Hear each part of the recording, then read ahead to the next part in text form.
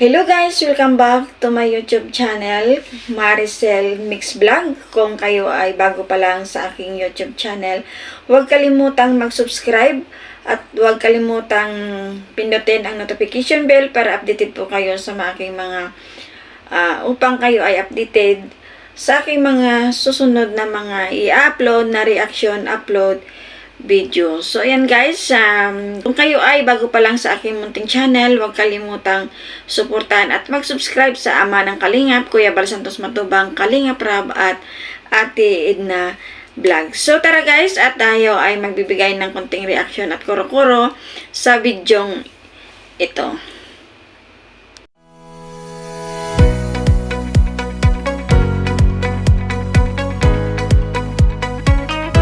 So ito pala si Angel, no? Ayaw ko yun. At papalabas pala. Wala ka palang magulang na. Wala na yung mama mo, papa mo. Iniwan kayo? Ilang taong ka nung iniwan? 1 years old. 1 year old. Sino nagpalaki sa'yo? Ang nanay ko po. Nay! Isang taon pa lang, iniwan na po siya ng mga magulang? Opo. Bakit po? Anong problema sa magulang nito? Naghiwalay o ano? Hiwalay. Hiwalay silang dalawa. Sila pong dalawa nabilin sa amin. Sinong dalawa? Mayroon pa siyang kapatid na isa? Yung kapatid. So, ayan guys, magbibigay po tayo ng konting reaction at kuro-kuro about ito kay Angel dahil ito nga ay nakakaawa din na bata. So, ito nga guys ay may nakapag-scout sa kanya. Ito nga si Kalingap Meg, supportan din po natin. So, ito nga ay pinasa niya kay Kuya Bal upang ito nga ay humingi ng tulong para matulungan ito nga si Angel dahil ito nga si Angel siya sa ngayon ay nasa 16 years old na po siya sa ngayon. So, lumaki po siya sa kanyang lola at lolo as itong tawag niya ay sinanay at tatay niya. So, ito po ang kanyang lolo at lola, ang kanyang nakagis ng magulang ay 1 years old pa lang po siya noon. Ito si Angel ay iniwanan na siya ng kanyang mga magulang. Sabi ng kanyang lola, masipag daw ito si Angel mag-aral kahit ito nga daw ay masamang kanyang pakiramdam, pero pumapasok pa rin sa paaralan. Pero nakakalungkot ay nagtanim ng sama ng loob nga ito sa kanyang ina, si Angel. So, sa kanyang pagpapabaya sa kanilang ina. Sa pagpapabaya sa kanilang ina, dalawa silang magkapatid, pero ang kanilang ama ay isang bisis lang nila itong nasilayan mula sa kanilang pagkabata. So, nananawagan po ang kanilang lola na sana nga ay ang kanyang mga magulang ni Angel na sana magparamdam din sila para sa mga kanilang anak. Nilang iniwan sa kanila dahil sila ay nag-aruga at nagpalaki kina Angel kahit sa hirap ng buhay ay ito ay tinaguyod nila. Ito si Angel at ang kanyang kapatid. Ang hanap buhay nga ito ng kanilang lolo ay ang nagpagbabalat ng niyog. So, ang hirap din guys yung ganyan, yung pagbabalat ng bunot dahil ay ng niyog. Ayan po yung hanap buhay nila, yung pagbabalat ng niyog. Siguro yung kinukupra. Kasi alam ko yan, hirap yan. Anas ko rin po yung pagbubunot ng niyog. Mahirap din po yun. Hindi rin basta-basta dahil naka-delikado. So, ayan guys, gano'n na hindi rin po matustusan sa kanilang pag-aaral nga nila ni Angel. Ang hanap ay ang kita nila sa araw-araw sa pagbubunot ng niyog. So, hindi sapat yun. Nagastusin sa kanilang pag-aaral, lalo na ngayon ay mahal na yung mga bilihin.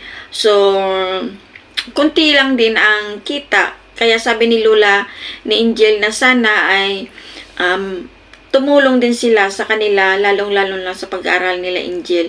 Kawawa din si Lola dahil nga matanda na rin at hirap na rin sa paghahanap buhay dahil ito na nga ay may kaedaran na rin si Lola. Kahit sa hirap ng buhay, nagsusumikap sa buhay upang ito ay itaguyod at mapakain din yung dalawang apo niya.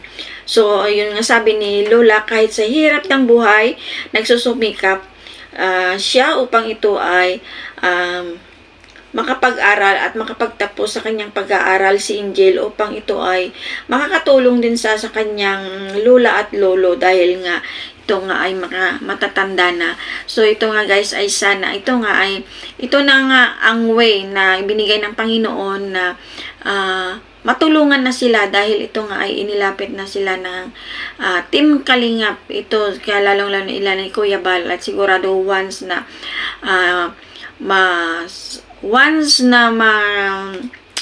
kita ka ng Kalingap at matulungan at sigurado na tutulungan ka ng Kalingap hanggat sa makakaya, lalo na ito nga sa kay Kuya Bal. So ayan nga guys, ay pinuntahan ni Kuya Bal upang ito ay bisitahin at makita ang sitwasyon nila ni Angel. So ito nga ay nakita nga ni Kuya Bal. So kaya nga tuloy-tuloy mo lang Angel ang inyong pangarap upang ito nga ay makapag-aral ka. So ayan dyan ang Team Kalingap nila ni Kuya Bal Santos Matubang na makakatulong sa inyong pamilya at sa iyong pag-aaral. Kaya